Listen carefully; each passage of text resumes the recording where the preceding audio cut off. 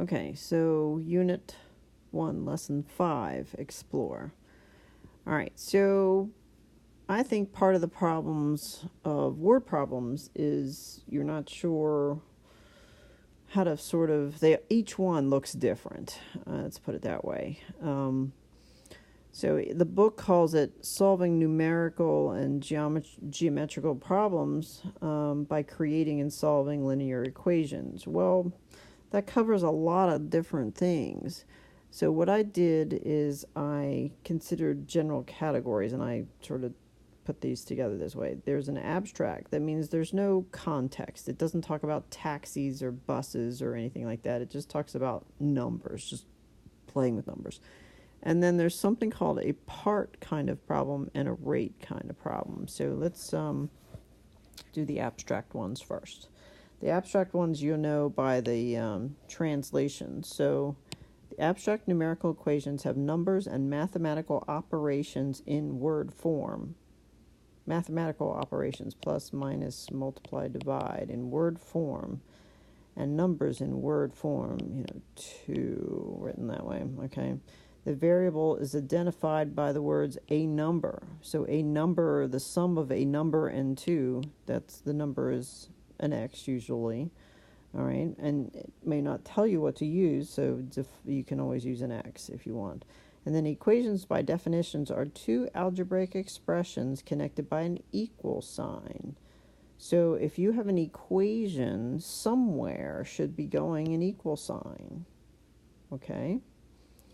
So the step 1 is to find the equal sign. In the words, in the problem, is a key word that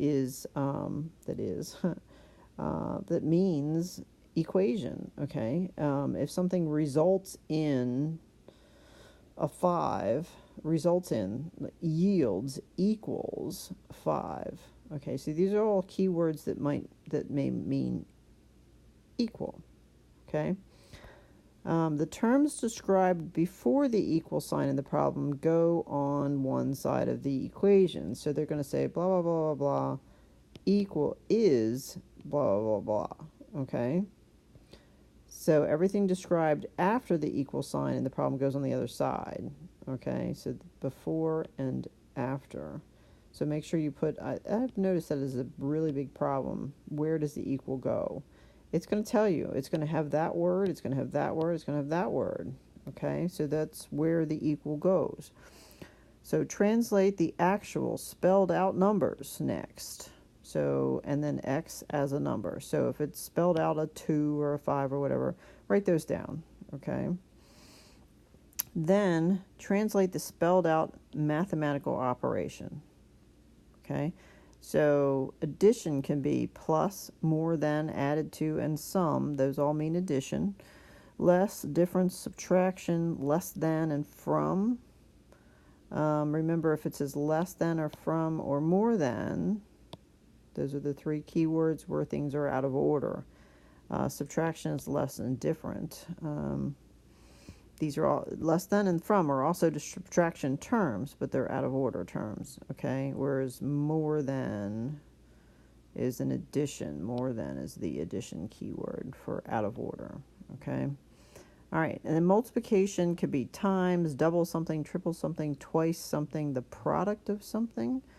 And then the quotient. When you work on the quotient, the first thing they say is on the numerator. So this is the first, and this is the second, goes on the denominator, okay?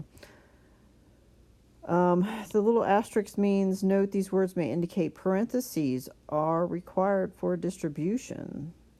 So the sum of, we weren't working with this. Something is times the sum of. 5 is times the sum of a number and 6. 5 times the sum of a number and 6. So 5 times, and just shove it next to the times, all of this. Because if you write it without it, it means something else. So this is 5 times more than 6 or something like that. 6 more than 5 times something. That's not you're not going to say a sum. sometimes indicates parentheses, okay, as well as difference, right? The difference, 5 times the difference of 6 and a number. So there's a couple of different ones for that. Okay, so let's try one of these. When 5 is added to a number, the result is 15. So there's an is here. 5 is added to a certain number. The result is 19. So it's kind of, I put tricky ones in here, okay? When 5 is added to a certain number, the result is. Think about that logically. When 5 is added to a certain number, when 5 is added to a number, the result is 19. Okay?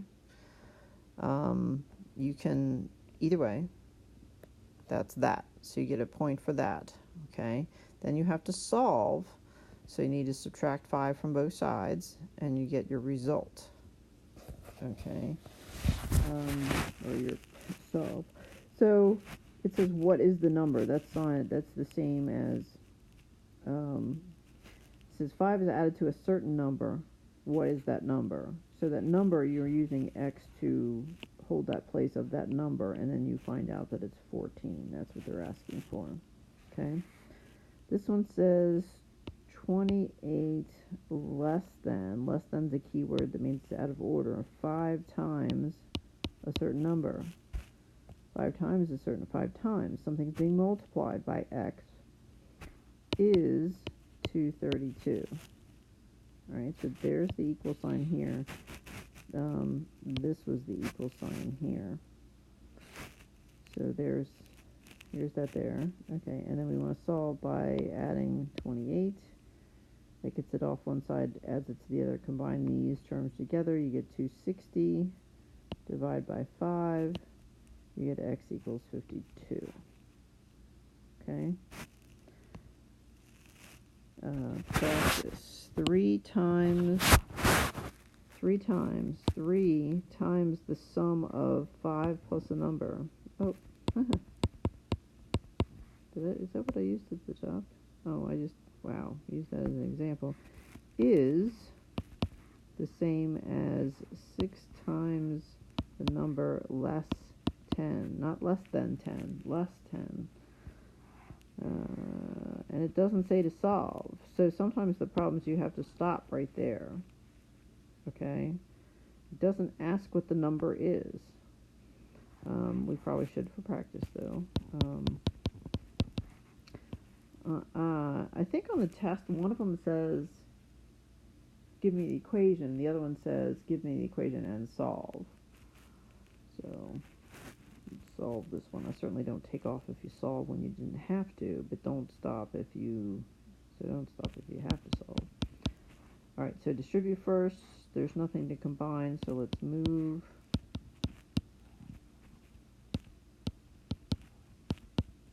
Some people spend a whole lot of time worrying about the size of things. Like they might move the 3x over to the 6x. It doesn't matter. They just avoid making negatives places. It doesn't matter. So, I mean, if that's working for you, stick with it. I don't spend time thinking about that. I just would rather have my x's on this side. So this is a negative 3x equals negative 15. And then you're just negative 3x equals negative 15. And you're dividing by negative 3. This is positive 5. Okay? Alright, so that was abstract. Alright, what did I mean about part problems? So most word problems are not abstract, because we're trying to get you to start to work in the real world. In the real world, you're going to have questions and nobody's going to set up equations for you. But another way to try to do it yourself is something called a part problem. The equation can only be solved for one unknown at a time, so only one variable can be used in the final calculations.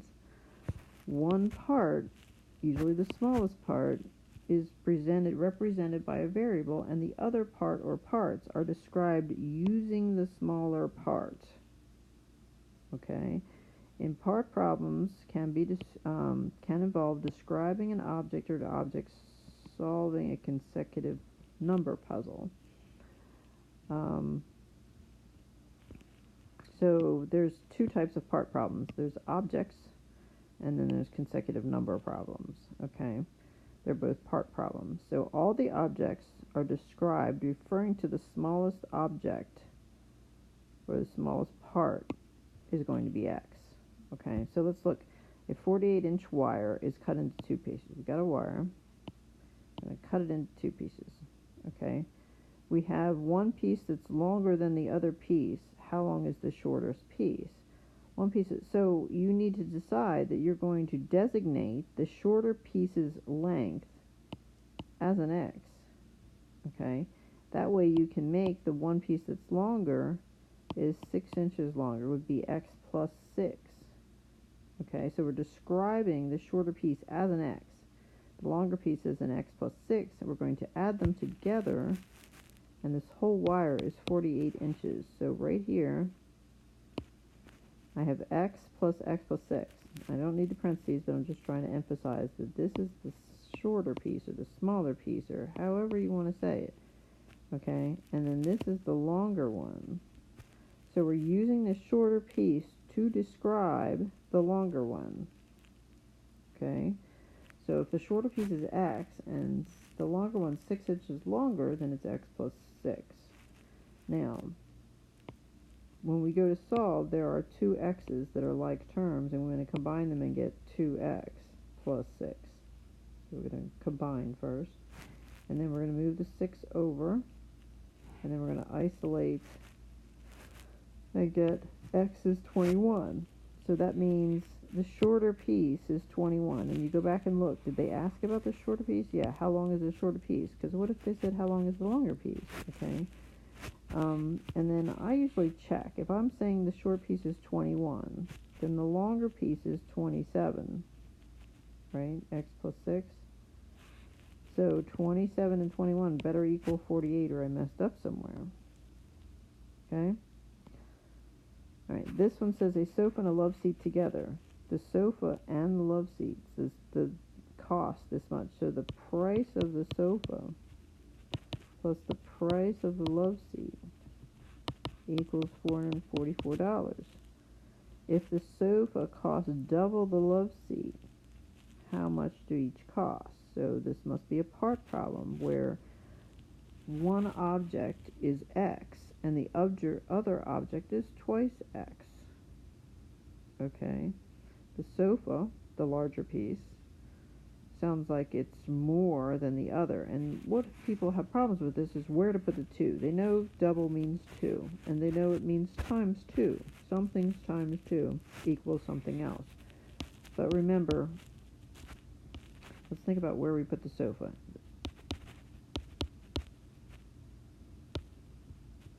Alright, if the sofa is twice as big, do we put the 2 in front of the sofa, or do we put it in front of the love seat? The sofa is twice. That means we could buy 2 love seats for the cost of a sofa. So it's 2 love seats. So what's going to be x?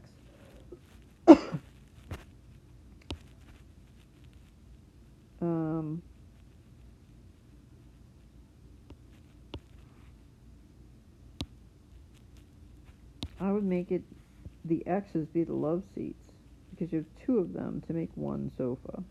Okay, this helps. 2 love seats make a sofa. Okay, so I'm going to read right here. Notice that the sofa is described in terms of the love seat. So this would be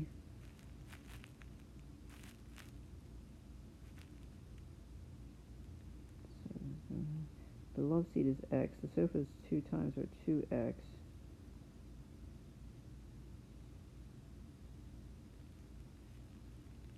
Equals 2 love seats.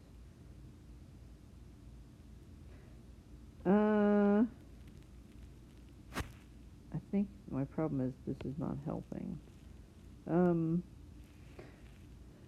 But it's not wrong.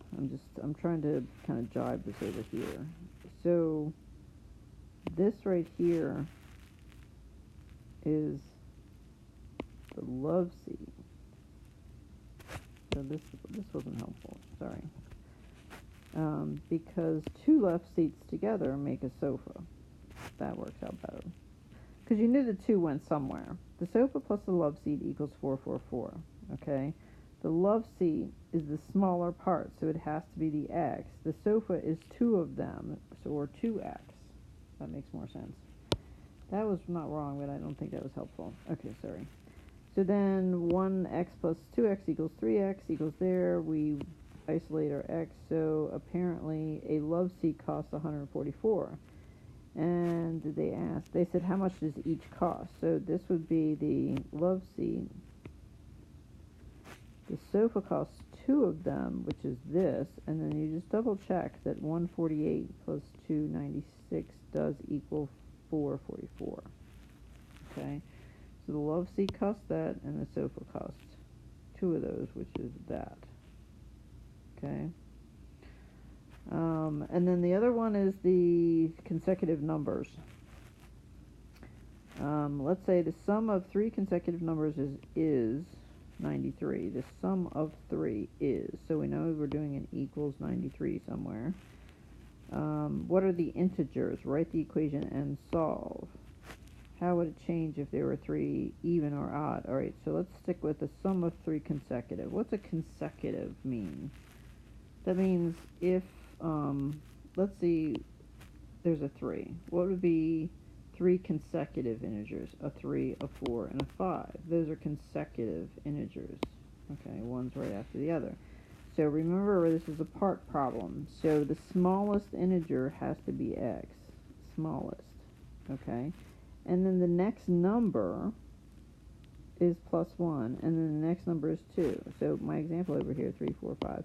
3 plus 1 is 4. 3 plus 2 is 5. That gets you three consecutive integers, with x being the smallest one. So if you put them all in a problem together, you have x plus 1 plus x plus 2 equals 93. So you have 3x's plus 3 when you combine like terms. Okay, the 93. Then you move the 3 to the other side. Then you isolate, and you get 30 as x. 30 is the smallest integer. Plus, so x plus 1 would be 31. X plus 2 would be 32. And to double check, 31 plus 32 plus 30 equals 93. Okay? So what happens if it says a B part to it here. It says, what happens if the three consecutives were even or odd? Well, think about it. My example up there was 3, 4, 5. Okay?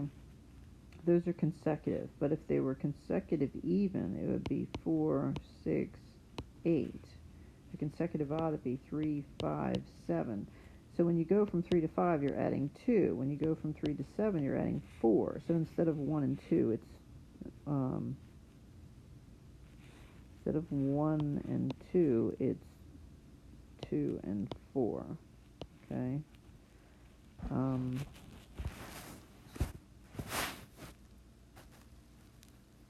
don't have an example.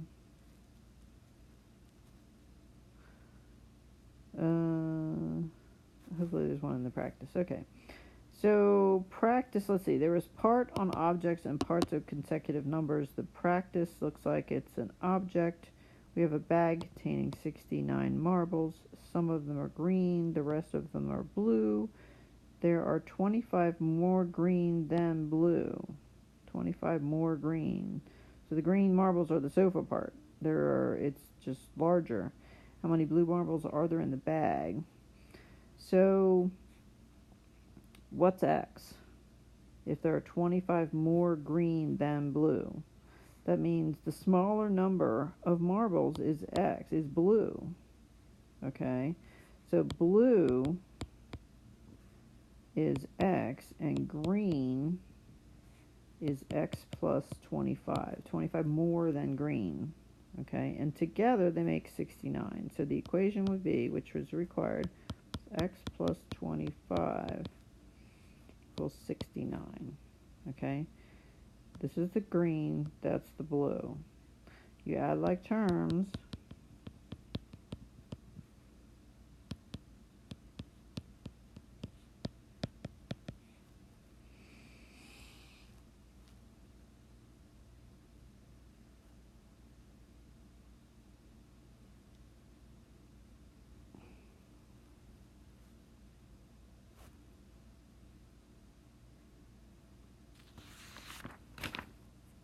Sorry, hang on. Just trying to find my key here. 2x equals 44. Divide by 2. X equals 22. What did I just find? This is the number of blue marbles. So, let's see. How many blue marbles? That's the answer to the question right there. But I would like to check. So, if blue is 22 and green is 25 more than that, that'd be 47. And that makes 69 altogether in the bag. So, we're good. Alright, so that took a while. So, I think what we're going to do is split up the Explorer in a couple more. I'll do the last Explorer and then the practice maybe in the next one. Okay?